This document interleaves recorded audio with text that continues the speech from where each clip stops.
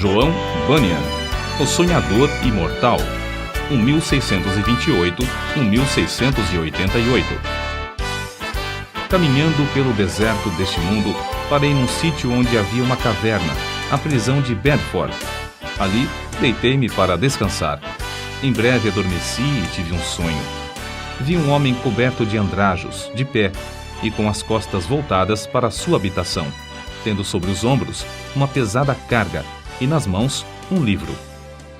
Faz 3 séculos que João Bunyan assim iniciou o seu livro O Peregrino.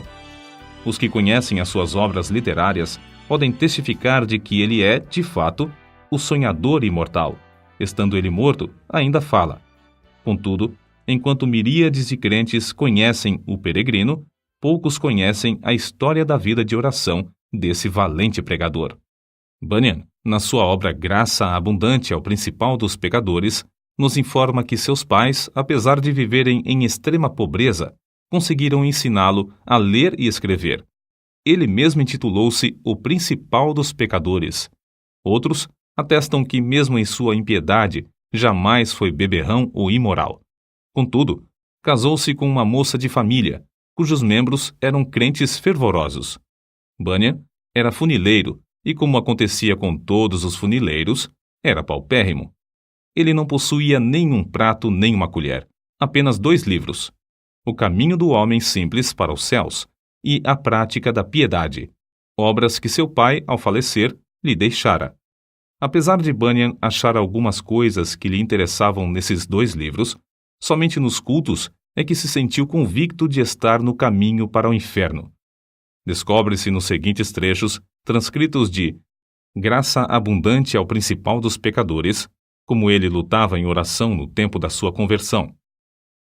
Veio-me às mãos uma obra dos Hunters, livro estimado por alguns doutores.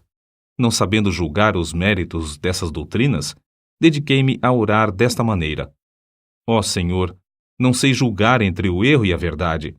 Senhor, não me abandones por aceitar ou rejeitar essa doutrina cegamente. Se ela for de ti, não me deixes desprezá-la. Se for do diabo, não me deixes abraçá-la. Louvado seja Deus! Ele que me dirigiu a clamar, desconfiando da minha própria sabedoria, ele mesmo me guarda do erro dos Hunters. A Bíblia já era para mim muito preciosa nesse tempo. Enquanto me sentia condenado às penas eternas, admirei-me de como o próximo se esforçava para ganhar bens terrestres, como se esperasse viver aqui eternamente. Se eu pudesse ter a certeza da salvação da minha alma, como me sentiria rico, mesmo que não tivesse mais para comer a não ser feijão. Busquei ao Senhor orando e chorando, e do fundo da alma clamei: Ó Senhor, mostra-me, eu te rogo, que me amas com amor eterno. Logo que clamei, voltaram para mim as palavras, como um eco: Eu te amo com amor eterno. Deitei-me para dormir em paz, e ao acordar, no dia seguinte, a mesma paz permanecia na minha alma. O Senhor me assegurou: Amei-te enquanto vivias no pecado. Amei-te antes, amo-te depois, e amar-te-ei por todo sempre. Certa manhã, enquanto tremia na oração, porque pensava que não houvesse palavra de Deus para me sossegar, ele me deu esta frase: A minha graça te basta. O meu entendimento foi tão iluminado como se o Senhor Jesus olhasse dos céus para mim, pelo telhado da casa, e me dirigisse essas palavras. Voltei para casa chorando, transbordando de gozo e humilhado até o pó. Contudo, certo dia, enquanto andava no campo, a consciência inquieta, de repente essas palavras entraram na minha alma: Tua justiça está nos céus. E parecia que, com os olhos da alma, via Jesus Cristo à destra de Deus, permanecendo ali como minha justiça. Vi, além disso, que não é o meu bom coração que torna a minha justiça melhor, nem que a prejudica, porque a minha justiça é o próprio Cristo, o mesmo ontem, hoje e para sempre. As cadeias, então, caíram-me das pernas. Fiquei livre das angústias. As tentações perderam a força. O horror da severidade de Deus não mais me perturbava, e voltei para casa regozijando-me na graça e no amor de Deus. Não achei na Bíblia a frase: Tua justiça está nos céus, mas achei o qual para nós foi feito por Deus sabedoria e justiça, e santificação e redenção. 1 Coríntios, capítulo 1, versículo 30. E vi que a outra frase era verdade. Enquanto eu assim meditava, o seguinte trecho das Escrituras penetrou no meu espírito com poder. Não pelas obras de justiça que houvéssemos feito, mas segundo a sua misericórdia nos salvou. Assim, fui levantado para as alturas, e me achei nos braços da graça e misericórdia. Antes temia a morte, mas depois clamei: quero morrer. A morte tornou-se para mim uma coisa desejável. Não se vive verdadeiramente antes de passar para outra vida. Oh, pensava eu, esta vida é apenas um sonho em comparação à outra. Foi nessa ocasião que as palavras herdeiros de Deus se tornaram tão cheias de sentido que eu não tenho como explicá-las aqui nesse mundo. Herdeiros de Deus. O próprio Deus é a porção dos santos. Isso vi e disso me admirei, contudo, não posso contar o que vi. Cristo era um Cristo precioso na minha alma. Era o meu gozo, a paz e o triunfo por Cristo eram tão grandes que tive dificuldade em conter-me e ficar deitado. Bunyan, ainda que lutando para sair da escravidão do vício do pecado, não fechava a alma aos perdidos, que ignoravam os horrores do inferno. Acerca disto, ele escreveu: percebi pelas Escrituras que o Espírito Santo não quer que os homens enterrem os seus talentos e dons, mas antes que despertem esses dons. Dou graças a Deus por me haver concedido uma medida de entranhas e compaixão pela alma do próximo, e me enviou a esforçar-me grandemente para falar uma palavra que Deus pudesse usar para apoderar-se da consciência e despertá-la. Nisso, o bom Senhor respondeu ao apelo de seu servo, e o povo começou a mostrar-se comovido e angustiado de espírito ao perceber o horror do seu pecado e a necessidade de aceitar a Jesus Cristo. De coração, clamei a Deus com grande insistência que Ele tornasse a palavra eficaz para a salvação da alma. De fato, disse repetidamente ao Senhor que, se o meu enforcamento perante os olhos dos ouvintes servisse para despertá-los e confirmá-los na verdade, eu aceitaria alegremente. O maior anelo em cumprir meu ministério era o de entrar nos lugares mais escuros do país. Na pregação, realmente sentia dores de parto para que nascessem filhos para Deus. Sem fruto, não ligava importância a qualquer louvor aos meus esforços. Com fruto, não me importava com qualquer oposição. Os obstáculos que Bunyan tinha de encarar eram muitos e variados. Satanás, vendo-se grandemente prejudicado pela obra desse servo de Deus, começou a levantar barreiras de todas as formas. Bunyan resistia fielmente a todas as tentações de vangloriar-se sobre o fruto de seu ministério e cair na condenação do diabo. Quando, certa vez, um dos ouvintes lhe disse que pregara um bom sermão, ele respondeu: não precisa dizer-me isso. O diabo já cochichou a mesma coisa no meu ouvido antes de sair da tribuna. Então, o inimigo das almas suscitou calúnias e boatos em todo o país, a fim de induzi-lo a abandonar seu ministério. Chamavam-no de feiticeiro, jesuíta, cangaceiro, e afirmavam que vivia amancebado, que tinha 2 esposas e que os seus filhos eram ilegítimos. Quando o maligno falhou em todos esses planos de desviar Bunyan do seu ministério glorioso, seus opositores denunciaram-no por não observar os regulamentos dos cultos da igreja oficial. As autoridades civis o sentenciaram à prisão perpétua, recusando terminantemente a revogação da sentença, apesar de todos os esforços de seus amigos e dos rogos de sua esposa. Tinha de ficar preso até se comprometer a não mais pregar. Acerca de sua prisão, ele diz: nunca tinha sentido a presença de Deus ao meu lado em todas as ocasiões como depois de ser encerrado, fortalecendo-me tão ternamente com esta ou aquela escritura, até me fazer desejar, se fosse lícito, maiores provações para receber maiores consolações. Antes de ser preso, eu previ o que aconteceria, e 2 coisas ardiam no coração acerca de como poderia encarar a morte, se chegasse a tal ponto. Fui dirigido a orar pedindo a Deus que me fortalecesse com toda a força, segundo o poder da sua glória, em toda a fortaleza e longanimidade, dando com alegria graças ao Pai.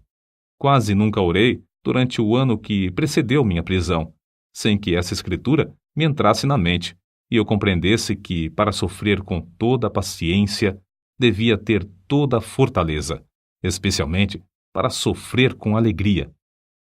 A segunda consideração foi na passagem que diz: Mas nós temos tido dentro de nós mesmos a sentença de morte para que não confiássemos em nós mesmos, porém em Deus que ressuscita os mortos. Cheguei a ver por essa escritura que, se eu chegasse ao ponto de sofrer como devia, primeiramente tinha de sentenciar à morte todas as coisas que pertencem à nossa vida, considerando-me a mim mesmo, minha esposa, meus filhos, a saúde, os prazeres, tudo, enfim, como mortos para comigo e eu morto para com eles. Resolvi, como Paulo disse, não olhar para as coisas que se veem, mas sim para as que se não veem, porque as coisas que se veem são temporais, mas as coisas que se não veem são eternas. E compreendi que se eu fosse prevenido apenas de ser preso, poderia, de improviso, ser chamado também para ser açoitado ou amarrado ao pelourinho. Ainda que esperasse apenas esses castigos, não suportaria o castigo de desterro. Mas a melhor maneira para passar os sofrimentos seria confiar em Deus, quanto ao mundo vindouro. Quanto a este mundo, devia considerar o sepulcro como minha morada, estender o meu leito nas trevas e dizer à corrupção: Tu és meu pai, e aos vermes: Vós sois minha mãe e minha irmã. Jó, capítulo 17, versículos 13 e 14. Contudo, apesar desse auxílio, senti-me um homem cercado de fraquezas. A separação da minha esposa e de nossos filhos aqui na prisão torna-se, às vezes, como se fosse a separação da carne dos ossos. E isto não somente porque me lembro das tribulações e misérias que meus queridos têm de sofrer, especialmente a filhinha cega. Minha pobre filha, quão triste é a tua porção neste mundo. Serás maltratada, pedirás esmolas, passarás fome, frio, nudez e outras calamidades. Oh, os sofrimentos da minha ceguinha quebrar-me-iam o coração aos pedaços. Eu meditava muito também sobre o horror ao inferno dos que temiam a cruz, a ponto de se recusarem a glorificar a Cristo, suas palavras e leis perante os filhos dos homens. Além do mais, pensava sobre a glória que ele preparara para os que, em amor, fé e paciência, testificavam dele. A lembrança destas coisas servia para diminuir a mágoa que sentia ao lembrar-me de que eu e meus queridos sofríamos pelo testemunho de Cristo. Nem todos os horrores da prisão abalaram o espírito de João Bunyan. Quando lhes ofereciam a sua liberdade sob a condição de ele não pregar mais, respondia: Se eu sair hoje da prisão, pregarei amanhã, com o auxílio de Deus. Mas se alguém pensar que, afinal de contas, João Bunyan era apenas um fanático, deve ler e meditar sobre as obras que nos deixou. Graça abundante ao principal dos pecadores, chamado ao ministério, o peregrino, a peregrina, a conduta do crente, a glória do templo, o pecador de Jerusalém é salvo, as guerras da famosa cidade de alma humana, a vida e a morte de homem mau, o sermão do monte, a figueira infrutífera, discursos sobre oração, o viajante celestial, gemidos de uma alma no inferno, a justificação é imputada, entre outros. Passou mais de 12 anos encarcerado. É fácil dizer que foram 12 longos anos, mas é difícil conceber o que isso significa. Passou mais da quinta parte da sua vida na prisão, na idade de maior energia. Foi um quacre, chamado Whitehead, que conseguiu a sua libertação. Depois de liberto, pregou em Bedford, Londres e muitas outras cidades. Era tão popular que foi alcunhado de Bispo Bunyan. Continuou seu ministério fielmente até a idade de 60 anos, quando foi atacado de febre e faleceu. O seu túmulo é visitado por dezenas de milhares de pessoas. O orador, o escritor, o pregador, o professor da escola dominical e o pai de família, cada um conforme o seu ofício, podem lucrar grandemente com o estudo do estilo e méritos de seus escritos, apesar de ele ter sido apenas um humilde funileiro sem instrução. Mas como se pode explicar o maravilhoso sucesso de Bunyan? Como pode um iletrado, pregar como ele pregava e escrever num estilo capaz de interessar à criança e ao adulto, ao pobre e ao rico, ao douto e ao indouto. A única explicação do seu êxito é que ele era um homem em constante comunhão com Deus. Apesar de seu corpo estar preso no cárcere, a sua alma estava liberta, porque foi ali, numa cela, que John Bunyan teve as visões descritas nos seus livros. Visões muito mais reais do que os seus perseguidores e as paredes que o cercavam. Depois de desaparecerem os perseguidores da terra e as paredes virarem pó, o que Bunyan escreveu continua a iluminar e alegrar todas as terras e gerações. O que vamos citar mostra como Bunyan lutava com Deus em oração. Há na oração o ato de desvelar a própria pessoa, de abrir o coração perante Deus, de derramar afetuosamente a alma em pedidos, suspiros e gemidos. Senhor, disse Davi, diante de ti está todo o meu desejo, e o meu gemido não te é oculto. Salmo capítulo 38, versículo 9. E outra vez, a minha alma tem sede de Deus, do Deus vivo. Quando entrarei e me apresentarei ante a face de Deus? Quando me lembro disto, dentro de mim, derramo a minha alma. Salmos capítulo 42, versículos 2 ao 4. Note, derramo a minha alma. É um termo demonstrativo de que, em oração, sai a própria vida e toda a força para Deus.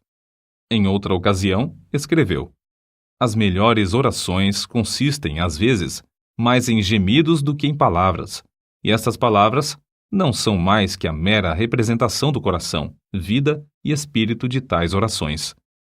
Como ele insistia e importunava em oração a Deus, fica claro no trecho seguinte: eu te digo, continua a bater, chorar, gemer e prantear. Se ele se não levantar para te dar porque és teu amigo, ao menos por causa da tua importunação, levantar-se-á para dar-te tudo o que precisares.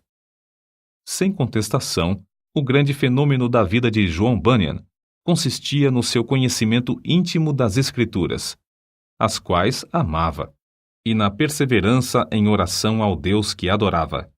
Se alguém duvidar de que Bunyan seguia a vontade de Deus nos 12 longos anos que passou na prisão de Bedford, deve lembrar-se de que esse servo de Cristo, ao escrever O Peregrino, atrás das grades, pregou um sermão que já dura quase 3 séculos e que hoje é lido em 140 línguas.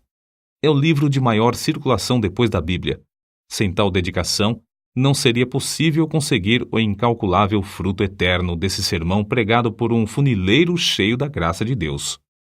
Nota: Quakre, forma aportuguesada de Quakers, como eram mais conhecidos os membros da Sociedade dos Amigos, nome de uma comunidade de cristãos protestantes surgida no século XVII.